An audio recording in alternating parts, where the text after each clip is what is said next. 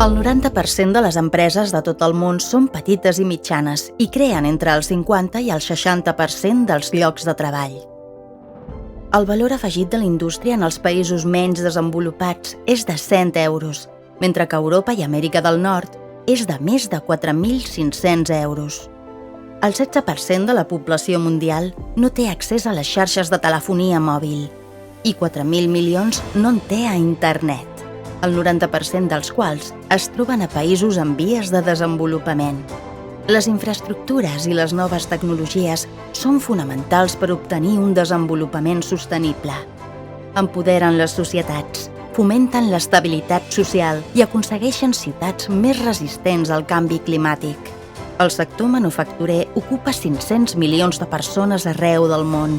És un important impulsor del desenvolupament econòmic i de l'ocupació, però els països en desenvolupament genera molt poc valor afegit. L'incorporació de la tecnologia i d'internet l'augmentaria. El progrés tecnològic proporciona infraestructures resilients i condueix a la industrialització eficaç. Augmenta els recursos i l'eficiència energètica per assolir la sostenibilitat. Què puc fer?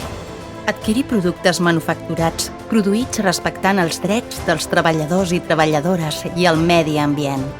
Reclamar una ocupació inclusiva i prioritzar aquelles empreses que ocupen persones en risc d'exclusió. La principal fita sindical és promoure una industrialització inclusiva i sostenible i augmentar significativament la contribució de la indústria a l'ocupació i al producte intern brut.